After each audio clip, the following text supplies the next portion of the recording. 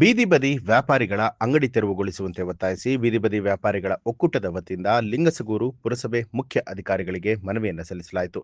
ಲಿಂಗಸಗೂರು ಪುರಸಭೆ ವ್ಯಾಪ್ತಿಗೆ ಒಳಪಡುವಂತಹ ಬೀದಿ ಬದಿ ವ್ಯಾಪಾರಿಗಳ ಅಂಗಡಿಗಳನ್ನು ತೆರವುಗೊಳಿಸ್ತಾ ಇರುವಂತಹ ವಿಚಾರ ಬಹಳನೇ ಆಘಾತಕಾರಿಯಾಗಿದ್ದು, ಬೀದಿ ಬದಿ ವ್ಯಾಪಾರದಿಂದ ನೂರಾರು ಕುಟುಂಬಗಳು ಜೀವನವನ್ನ ನಡೆಸ್ತಾ ಇದೆ. ಈಗ ಬೀದಿ ಬದಿ ಅಂಗಡಿಗಳನ್ನ ತೆರವುಗೊಳಿಸ್ತಾ ಇರೋದ್ರಿಂದ ನೂರಾರು ಕುಟುಂಬಗಳು ಸಂಕಷ್ಟವನ್ನ ಅನುಭವಿಸಬೇಕಾಗತ್ತೆ.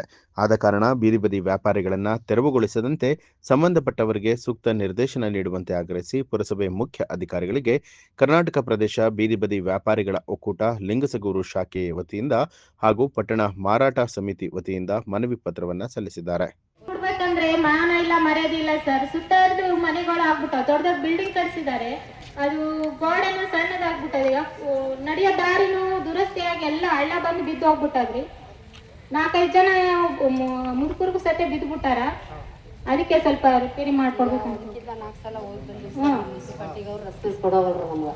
ಮೊನ್ನೆ ಚೀಫ್ ಆಫೀಸರ್ ಬಂದಿದ್ರು, ಅವ್ರು ಕರ್ಕೊಂಡು ಶೌಚಾಲಯ ಒಳಗೆ ಅಡ್ಡಾಡ್ತಿದ್ವಿ ಸರ್, ಅದು ತೋರಿಸಿದ್ವಿ. ಅಂತೂ ಅವ್ರು ರೆಸ್ಪೆಕ್ಟ್ ಕೊಡೋವಲ್ರು. ಅದ್ರ ಸಲುವಾಗಿ ಇಲ್ಲಿ ತನಕ ಬರೋಂಗಾಯ್ತು ಸರ್. ಇನ್ನೊಂದು ತಿಂಗಳದೊಳಗೆ ಮಾಡಿಸ್ಕೊಡ್ರಿ ಸರ್, ಇಲ್ಲಾಂದ್ರೆ ಹೋರಾಟನೇ ಮಾಡ್ತೀವಿ. ನ್ಯೂಸ್ ಅಲರ್ಟ್, ನಿಮ್ಮಿಂದ ನಿಮಗಾಗಿ.